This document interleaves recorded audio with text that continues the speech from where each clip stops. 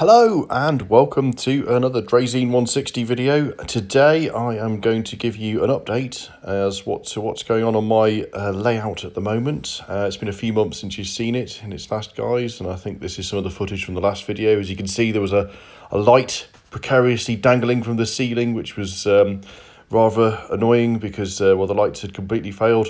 And I think the first job was actually to replace that. But as you can see, I'd started work at this particular point on putting in the bridges that were forming part of the track work, and also the abutments that go alongside those.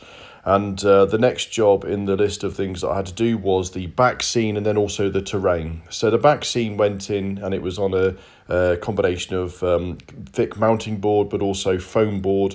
But then I was also using the Noch Terraform System to give the terrain a bit of character. And as you can see, a lot of the things like little roads and the stream beds and the river beds are all in place ahead of the Terraform system being installed, and this is to give a slight variation on how it works. The Terraform system, I think, works best for doing what it says on the tin, which is to create terrain.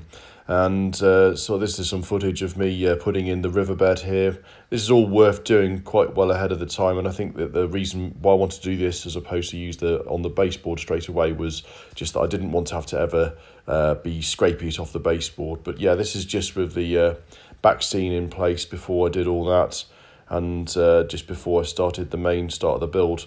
The next shot, which is here, shows a train running through the Terraform system, which is now largely in place. As you can see, it's a series of dowel rods that are connected by plastic parts that form a sort of web of wood, which you can then overlay with either the paper, which is provided, or in my case, I decided that a better sort of material would be to use masking tape. This is just some brown paper that I trialed because the paper they provide isn't very much. I didn't find this to be the best material, so that's why I decided to use paper masking tape just wrapped around it, and it's quite a cheap, cost-effective way of doing it. So this is the spider's web that I created over the time. I think some of these photos are rather annoyingly out of order, but never mind.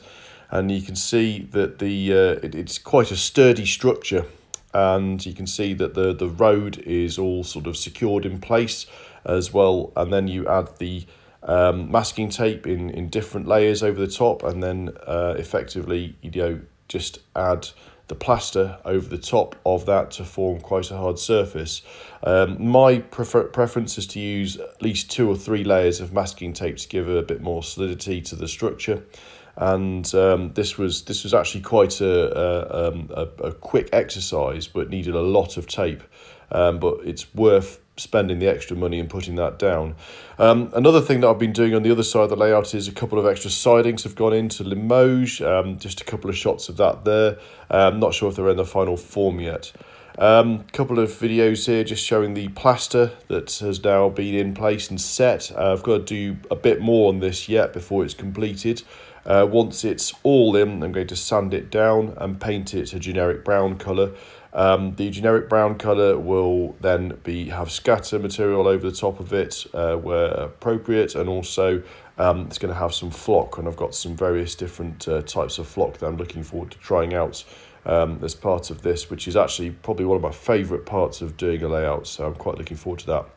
Another element I'm going to be working on is the stream bed, which is I'm using a technique which I'm testing here, which is where I use toilet paper to create the ripples in the stream bed. And this technique is something I've never tried before. I must admit to being a bit of a rookie when it comes to trying water techniques. I only tried it once on a previous layout. It didn't turn out too bad, but I really want to up the game here. So this is just a test piece. I've painted it sort of brown as a base color, and the idea is that I'll use different layers of I think in this case I'm going to be using acrylic lacquer to go over the top of it to form the sort of shiny surface of the water. And yeah, we're going to see how that goes. So I'll give you another update on that when I can. But in the meantime, thanks for watching, and I appreciate the feedback that I've had, especially that on the Engage forum. So anyway, I'll speak to you when I do another video in a few weeks' time. Take care. Bye bye.